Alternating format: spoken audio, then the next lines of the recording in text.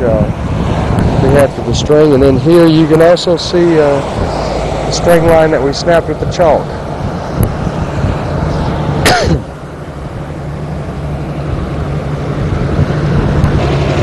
Larry and Brent there dipsticking. Brent moving the device and Larry recording, taking over. Now what happened up here, this isn't any distress of any type. We had some problems in terms of keeping this line straight that we'd struck down, and we'd kind of gotten offline there. So what we did was to get a wet rag, a wet towel, and erase it. Wound up just smearing a bunch of dirty stuff on there. So it's, again, that's no distress in the pavement. That's simply dirt, which will go away with traffic and with rainfall.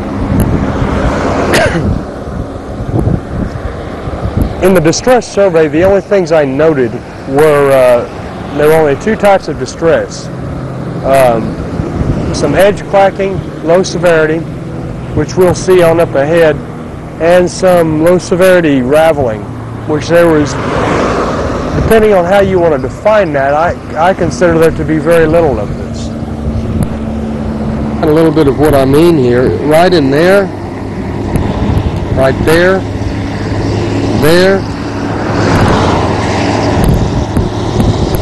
there, and then in here,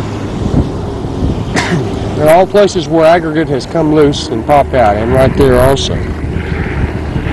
A change in the texture, and that is a visible sort of thing, and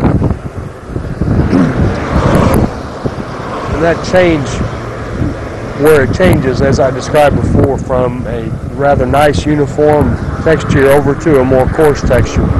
Those coarse areas are what I'm defining as raveling. I've probably repeated that 4 or 5 times already. And the other type of distress, which I have already alluded to and haven't shown, is edge cracking, which you can see right along here about 4 inches off the edge of the white stripe here. What's interesting about this edge cracking is some places if you look at it from an angle, it seems to be cracked. You come up and look at it closely and you can't really tell. You don't know whether it's a crack or a gouge. It's mostly a straight line like you can see here. Well, I felt it was cracked, and I'm going ahead and noting it. But not all of this you see is noted in the distress map which I made.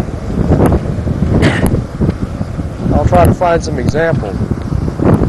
Maybe you'll see some of the line up here. And I zoom in. Just looking at it from a different angle.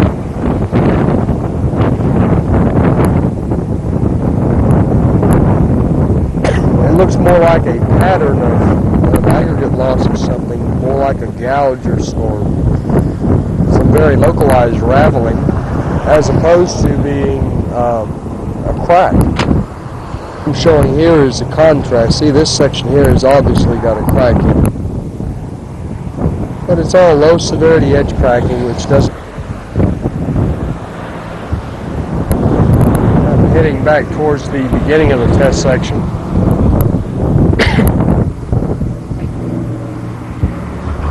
What I'm going to do is step out over here on the edge of the shoulder and just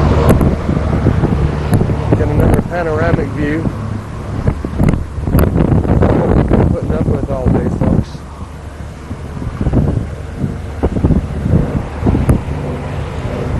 Oh, Steve Davis here, this fellow has a message for Mario, but I can't say it over the microphone here. Stick crew.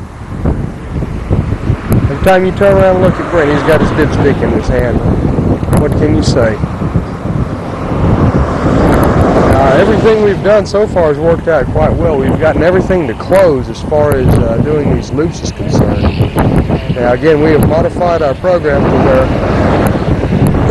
we're only doing a closed loop rather than doing a closed loop plus one more pass, which is impractical.